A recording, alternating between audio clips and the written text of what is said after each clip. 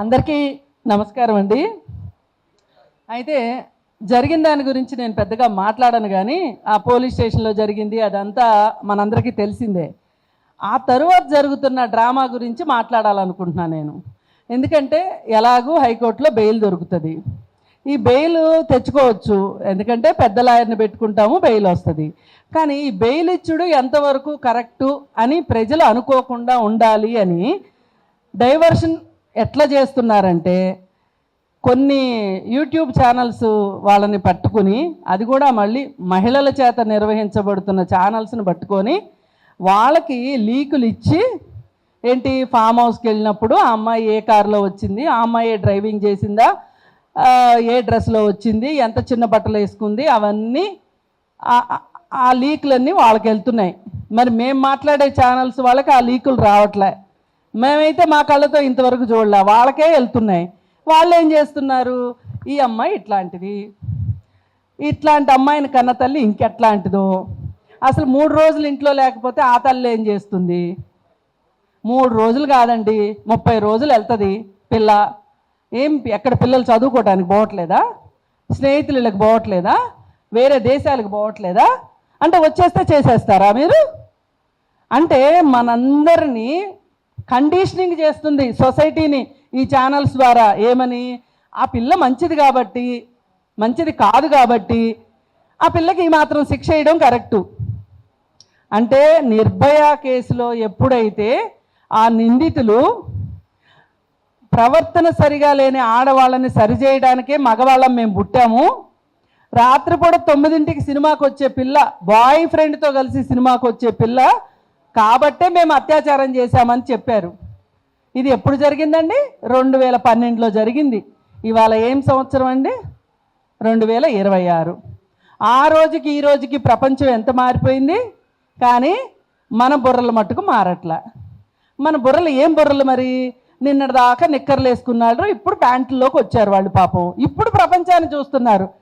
చూస్తా వాళ్ళకి ఇప్పుడు మన బాస్ అంటాడు కదా, దేశం కోసం ధర్మం కోసం తల్లాడిపోతున్నాను అమ్మ బిడ్డ, ఈ బిడ్డ అల్లాడిపోతున్నాడు అని చెప్తున్నాడు బండి సంజయ్. వాళ్ళ ఆవిడికి ఎట్లా డిప్రెషన్ వచ్చేసింది. అంతేగాని ఆ పోలీస్ స్టేషన్కి వచ్చి ఆ తల్లి కూతుర్లు ఎంత డిప్రెషన్ పడుతున్నారు, వాళ్ళని మీరు ఇట్లా క్యారెక్టర్ లేని వాళ్ళగా చూపిస్తున్నారు, వాళ్ళు ఎంత డిప్రెషన్కి గురవుతారనేది మాట్లాడట్లా మీరు. అదేమంటే మళ్ళీ ఇంకొక పిల్లి పంచాయతీ పెట్టారు, మైనరా మేజరా, మైనరా మేజరా. అదేదో ఒక సినిమా చిన్నప్పుడు చూసిన సినిమాలో మోహన్ బాబు అంటాడు కన్యా కాదా కన్యా కాదా అని. అట్లా మైనరా మేజరా, మైనరా మేజరా అని మాట్లాడుతున్నారు. సరేనండి మేజరే, చేసేస్తావా? చేస్తావా చెప్పు. మీకేమన్నా లైసెన్సులు ఇచ్చారా? ఢిల్లీ నుంచి లైసెన్సులు వచ్చినాయా? మేజర్లు ఎక్కడ కనిపిస్తే వాళ్ళని అత్యాచారాలు చేసేయండి, మేజర్ల మీద చేస్తే కేసులు కావు అని. మనం మాట్లాడేదానికి అర్థం పర్థం, మనం ఒక బాధ్యతాయుతమైన పదవిలో ఉన్నామే, మామూలు వాళ్ళం కాదే అనే జ్ఞానం లేకుండా అయిపోయింది. అసలు లోకం ఇట్లా అయిపోతే, ఇందాక చెప్తున్నారు కదా, వాడెవడు ఆడవాళ్ళు ఎందుకు చదువుకోవటం, మళ్ళీ ఎక్కడికి తీసుకెళ్దాం అనుకుంటున్నారు, మళ్ళీ మన తిప్పి తిప్పి వెనక్కి తీసుకెళ్దాం అనుకుంటున్నారు. మనమేమో ముందుకెళ్ళాలనుకుంటున్నాం. ముందుకెళ్ళాలనుకున్న వాళ్ళని ఇగో మీ సంగతి చెప్తాను చూడండి. ఈ విధానంలో ఉంటే ఈ సమాజం అయితే సహించదు, అంతవరకు నాకు నమ్మకం ఉంది. తెలంగాణ సమాజం మట్టుకు, దక్షిణాది సమాజం మట్టుకు ఉత్తరప్రదేశ్లోనో మధ్యప్రదేశ్లోనో రాజస్థాన్లోనో లేదా ఢిల్లీలోనో బీహార్లోనో జరగచ్చు, జరుగుతాయి. వాళ్ళు నోర్లు మూసుకుంటారు. మనం అట్లా కాదు, మనం నోరు మూసుకోం. ఆ రోజు నుంచి ఈ రోజు వరకు ప్రత్యూష అనే సినిమా యాక్టర్ కేసు విషయం ఈ రోజుకి మాట్లాడుతూనే ఉన్నాం, వదల్లే. ఆ రోజు నుంచి ఈ రోజు వరకు వదల్లా. డబ్బులున్న వాళ్ళకి ఎట్లా బెయిల్స్ వస్తాయి, ఏ సెక్షన్స్ వాళ్ళకి శిక్షలు పడతాయి అనేది మనం చెప్పగలుగుతున్నాం. జైలుకి వెళ్ళి చూడండి, అందరూ ఎస్సీలు ఎస్టీలే ఉంటారు, ఎక్కడన్నా ఒకళ్ళు బీసీలు ఉంటారు. ఆర్థిక నేరాల్లో దెబ్బతే అగ్రకులాల వాళ్ళు, రాజకీయ నాయకులు ఎక్కడ ఏ జైల్లోనూ కనిపించరు. నేను జైళ్ళకి వెళ్ళి చూసా, అగ్రకులాల వాళ్ళు ఉండరు, అట్లాగే రాజకీయ నాయకులు ఉండరు, వ్యాపార వర్గాల వాళ్ళు ఉండరు. ఎవరంటే తిండికి తికానా లేని వాళ్ళు, బెయిల్కి బెయిల్ వేసుకోవడం రాని వాళ్ళే మాత్రమే ఉంటున్నారు. అందుకని మనం ఈ న్యాయస్థానాలను నమ్ముకుని ఈ న్యాయస్థానాల్లో న్యాయం జరుగుతుందని మనం అనుకుంటే దానంత భ్రమ ఇంకొకటి లేదు. ఒకవేళ సమాజం మొత్తాన్ని తప్పుదోవ పట్టించడానికి ఆ అమ్మాయికి 2 డేట్ ఆఫ్ బర్త్ సర్టిఫికెట్లు ఉన్నాయని తీసుకొస్తున్నారు. అంటే చర్చని ఎట్లా తీసుకెళ్తున్నారో చూడండి. ఈ జరిగిన అత్యాచారాల గురించి ఎవరో మాట్లాడుకోకుండా మనం అందరం ఇది మాట్లాడాలి. ఆ అమ్మాయి ఆ తల్లి దొంగ కేసు పెట్టిందని మాట్లాడాలా, అంతేగాని వీడు ఏమీ చేయలేదు అని మాట్లాడట్లా. ఇది గమనించండి. అంటే చేసినా పర్వాలేదు, వాడు లైసెన్స్ ఉంది, ఎందుకంటే వాళ్ళ నాన్న పొలిటికల్ లీడర్ కాబట్టి, వాళ్ళకి డబ్బులు ఉన్నాయి కాబట్టి ఏమైనా చెయ్యొచ్చు. ఈ విధానంగా సాగుతుంటే మనం మాట్లాడకపోతే ఎంత సమాజం మాట్లాడకపోతే ఏం జరుగుతుంది అనేది మనందరికీ తెలిసిన విషయమే. ఎందుకు కోరుకున్న తెలంగాణ వచ్చిన తర్వాత కూడా ఇంతమంది ఎందుకు మాట్లాడుతున్నారు అని చాలామంది అంటున్నారు. మీరు అడిగిన తెలంగాణ మీకు వచ్చింది కదా, ఎందుకు మాట్లాడుతున్నారని. ఇందుకే మాట్లాడాలి, ఇలాంటి వాటి కోసమైనా మాట్లాడాలి. ఆ మాట్లాడాల్సిన అవసరం ఉన్నది. పైగా వాళ్ళు ఆర్థికంగా మంచిగా ఉన్న కుటుంబం అయితే వాళ్ళు కేసు పెట్టడానికి వచ్చేప్పుడే కొంచెం హై అండ్ ఫైగానే వచ్చారు. వాళ్ళకే ఇలా జరిగింది అని అంటే ఇంకా మామూలు వాళ్ళ పరిస్థితి ఏంటి చెప్పండి. పైగా 2 డేట్ ఆఫ్ బర్త్ సర్టిఫికెట్లు ఉన్నాయి ఆ అమ్మాయికి, పాస్పోర్ట్ కాకుండా 2 డేట్ ఆఫ్ బర్త్ సర్టిఫికెట్లు ఉన్నాయి అనేది తిప్పుతున్నారు ఇప్పుడు వార్తల్లో. అంటే అసలు ఈ 2 డేట్ ఆఫ్ బర్త్ సర్టిఫికెట్లు ఈ ఛానల్స్లో మాట్లాడే వాళ్ళకి ఎక్కడి నుంచి వచ్చినాయి? మాలాంటి వాళ్ళ దగ్గరికి ఇప్పుడు మేము మాట్లాడుతున్నాం కదా, మాకు కూడా చెప్పొచ్చు కదా వాస్తవాలు. అయితే మాకు తెలియకోకుండా వాళ్ళకి ఎట్లా, కొంతమందికి ఎట్లా దొరుకుతున్నాయి అంటే మీరు డబ్బులు ఇచ్చేసి చక్కగా మేనేజ్ చేయమని చెప్తున్నారు. మొదటి 2 రోజులు మాట్లాడలా. కోవాబన్ విషయం 10 రూపాయలు కోవాబన్ గురించి భూమి ఆకాశం ఏకం చేసిన ఆవిడ కూడా మాట్లాడలా. కానీ ఈ కేసు ఇంకిప్పుడు మాట్లాడుతుంది ఏంటంటే ఆ అమ్మాయి క్యారెక్టర్ మంచిది కాదు, వాళ్ళ అమ్మ క్యారెక్టర్ మంచిది కాదు, క్యారెక్టర్ లేని అమ్మాయిలకి ఇలాగే జరుగుతుంది. ఇలా జరిగినప్పుడు నోరు మూసుకుని కూర్చోవాలి. ఇది వీళ్ళు చేస్తున్నది. కానీ మేము చెప్తున్నాం, దేవుడి నుంచి మాట్లాడుతూనే ఉన్నాం.